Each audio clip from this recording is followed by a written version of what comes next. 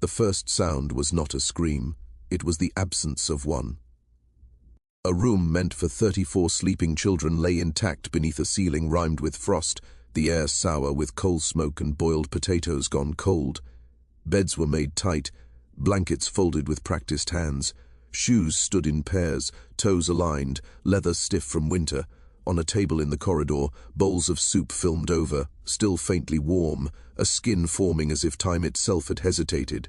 Somewhere deeper in the building, a record spun without interruption, its needle trapped in a lullaby's final groove, repeating a promise it could no longer keep. No blood marked the floor. No window was broken. No door was forced. The night had passed through like breath through lungs, leaving nothing displaced except the people. Outside, the snow bore no tracks, not of boots, not of bare feet. The pines stood unmoved, their branches heavy, their needles dark and watchful. The iron gate hung half open, its hinge creaking once in the wind and then falling still.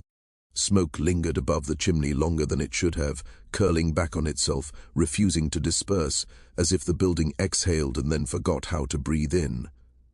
When the first man crossed the threshold at dawn, he did not call out, he did not turn back. He walked room to room with his hat still on, lips moving without sound, eyes widening at things that left no mark. He would be found hours later sitting upright in his own cabin, staring at a wall, mouth working around words that never arrived. He did not die. He simply stopped speaking, as though speech had become unnecessary. There are places where silence is not empty. It presses, it listens, it remembers the shape of bodies long after they are gone. This was one of those places, an orphanage raised of red brick and routine, built to collect the unwanted, the unnamed, the already erased. A building meant to hold children until they could be given away to the future. Instead, it held its breath and kept them. If you are hearing this now, pause with me for a moment. Which city are you listening from?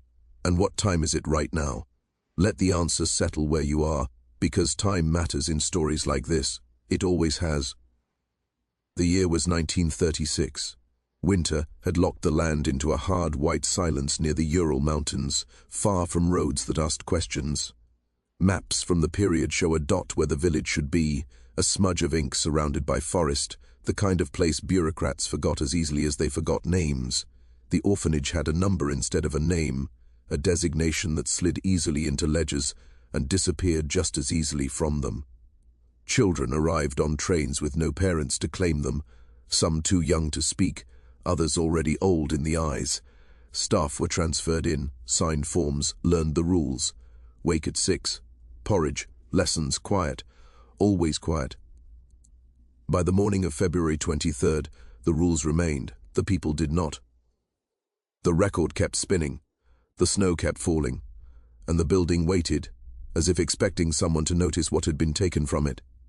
The village nearest the orphanage did not appear on most maps, and when it did, the name shifted depending on the year and the hand that wrote it.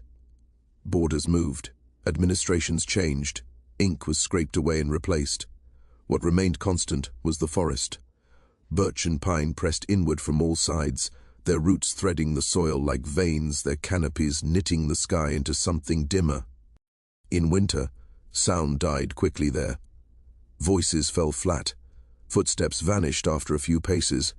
It was a place where news arrived late and left early, and where questions learned to lower their heads. The orphanage had been built during the push to organize the unorganizable. Children without families were liabilities, numbers that needed somewhere to sleep. The building was functional, almost austere, narrow corridors, low ceilings, windows set high, as if to discourage looking out.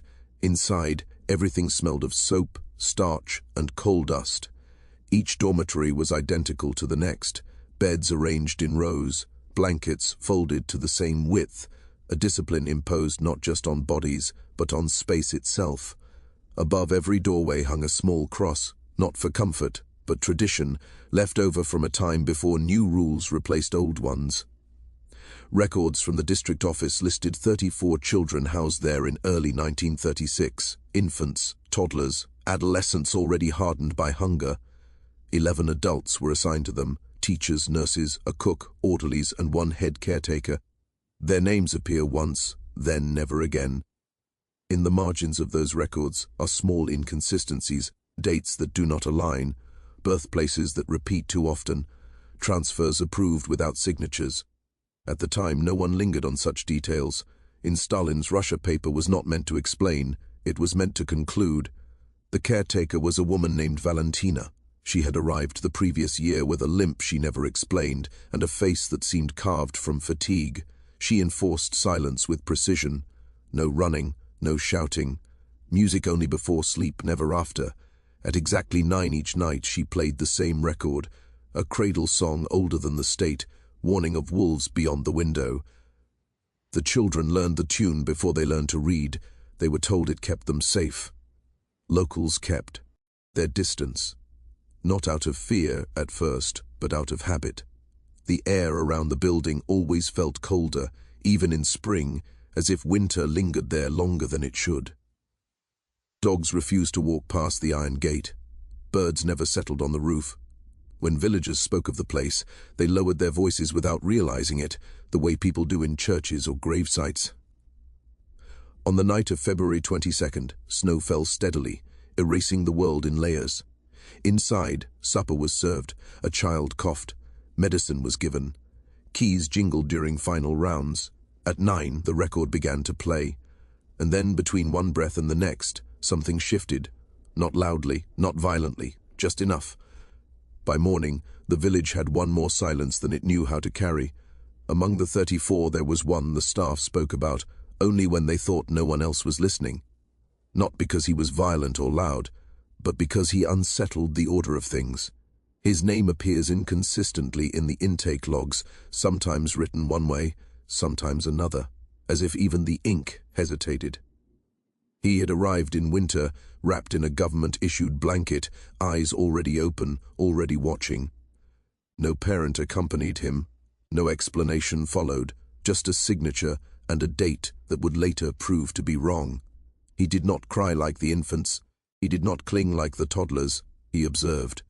From his cot, he followed the movement of adults with a patience that felt rehearsed. When he learned to walk, he did not stumble.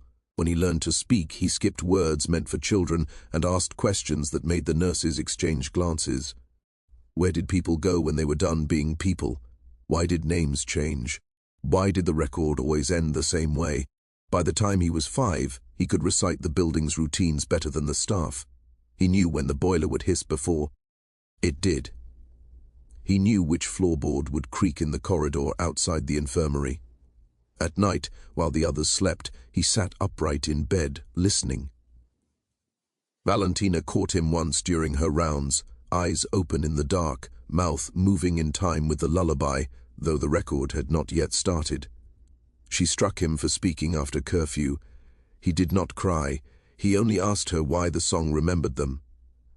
Drawings began to appear in the margins of his schoolwork. Not houses, not trees, rooms, always rooms. Long hallways that folded back on themselves.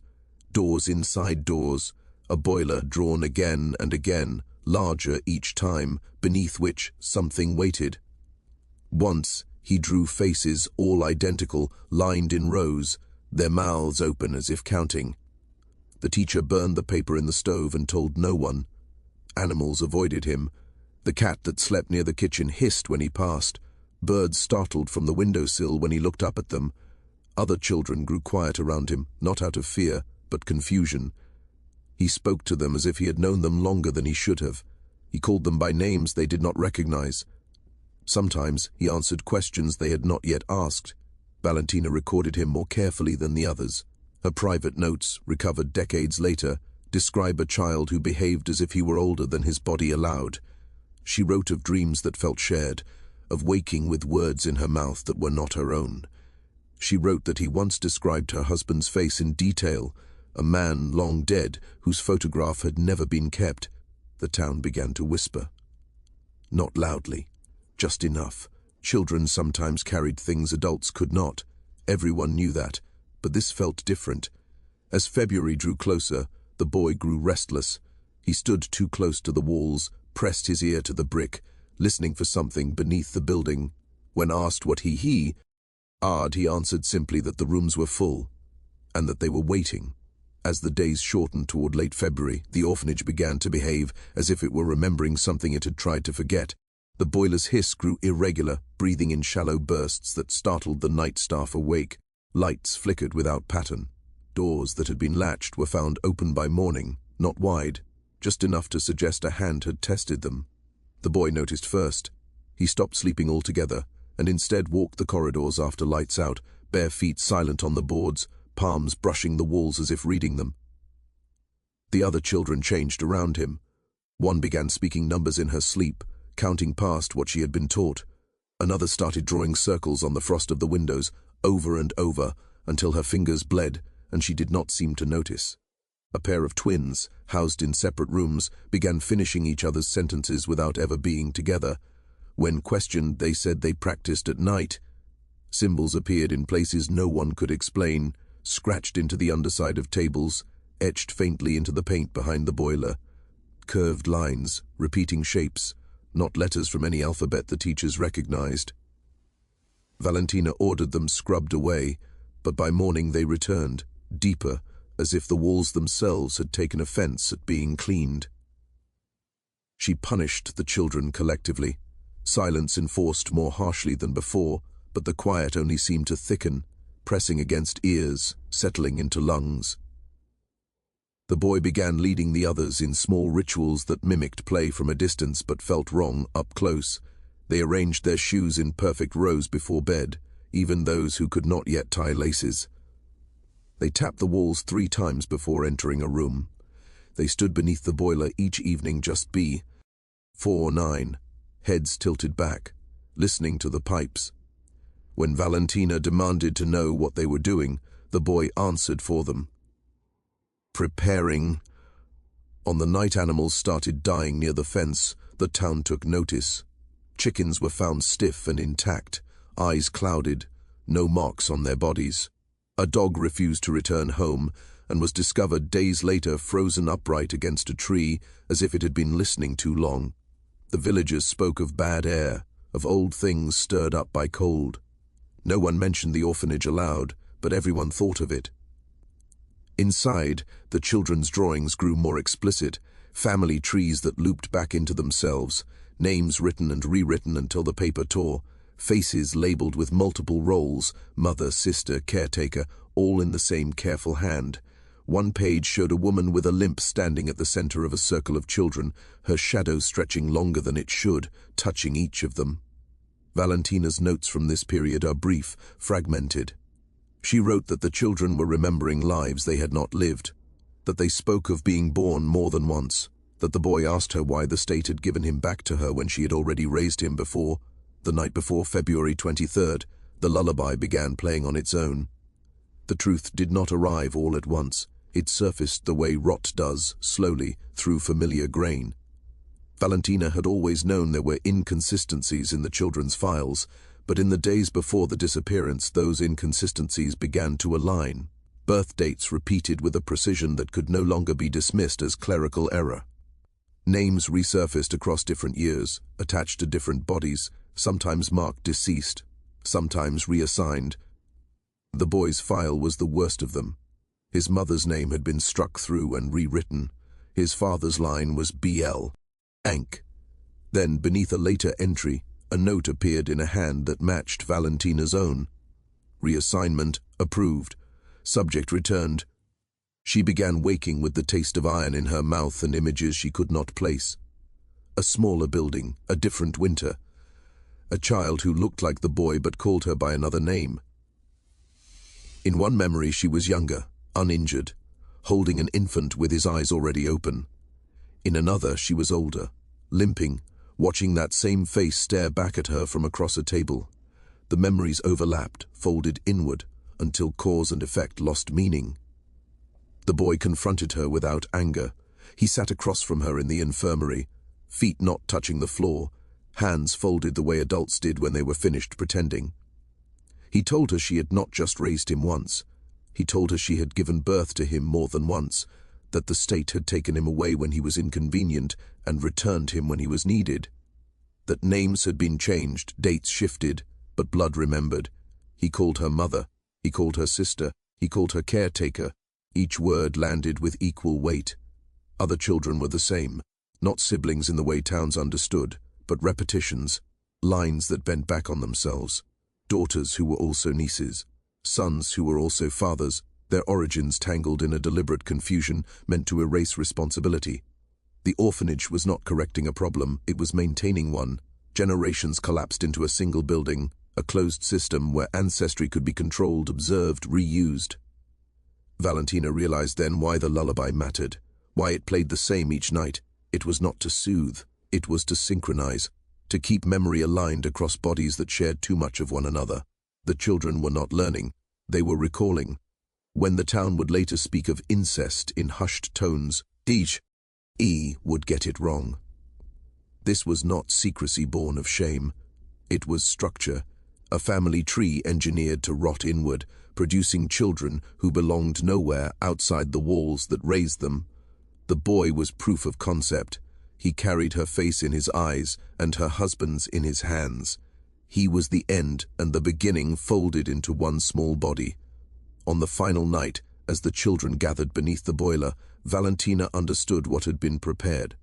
Not an escape, a correction, a return to something the building itself remembered how to do. She did not stop them. When the morning came, the town reacted the way small places always do when faced with something too large to name. First with denial, then with ritual, then with fire. The men who approached the orphanage that day did not speak as they walked. They carried icons wrapped in cloth, buckets of kerosene, lengths of rope. The church bell rang once, not to call prayer, but to mark a boundary. No one crossed the threshold after that first inspection. The building was declared wrong without being entered. Windows were boarded from the outside. The gate was chained.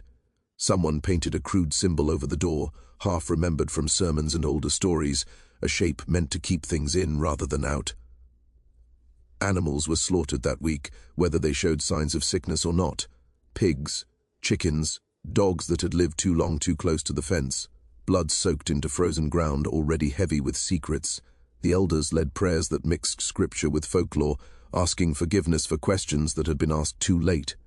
Children were warned not to repeat the orphanage's name, as if words themselves could reopen doors. At night, smoke rose from barrels where papers were burned. Birth certificates, transfer orders, school records, anything that suggested continuity, anything that proved someone had come from someone else. The flames reflected in faces drawn tight with fear and relief. Erasure felt like action. It felt like control. The church sent a priest who did not stay long. He walked the perimeter once, refused to enter, and left behind a bottle of holy water poured directly into the soil at the foundation. He told no one what he felt, only that the ground was warm beneath his boots despite the frost. That warmth would be reported again and again by those who passed too close. Official men arrived days later, long coats, no insignia displayed. They took photographs, asked quiet questions, wrote nothing down where it could be seen. The building was padlocked under their direction, not condemned, not cleared, simply sealed, as if it were still occupied. When villagers asked what would happen to the children, they were told not to ask such things. The fire came later, small and controlled, not to destroy the structure, but to cleanse it. Curtains were burned, mattresses dragged into the courtyard and set alight. The smoke hung low and bitter. When the flames died, the brick still stood, blackened but intact, holding its shape with stubborn patience. It did not collapse, it did not crack, it absorbed the heat as if it had been waiting for it. In the weeks that followed, people avoided the road. Snow fell heavier there. Trees leaned inward. Silence gathered in the empty rooms and did not leave. Those who spoke of the children did so only in the past tense, and even then only indirectly. They said things like, "It ended," or "It was handled." But nothing that rots inward ever truly ends. It only waits to be found again by someone who does not know why they are looking. In the late 1980s, when archives loosened just enough to breathe, a man in Moscow began noticing gaps where records should have been. He was not looking for an orphanage. He was cataloging red undances in regional health files, tracing how names vanished and reappeared across decades. Patterns interested him more than stories. Repetition was a language he trusted. And there, Threaded through requisition forms and transfer approvals, he found it. A designation without context, a facility number that surfaced, disappeared, and resurfaced again, always in winter, always tied to children whose dates did not behave. He traveled east with permission stamped by someone who no longer remembered granting it.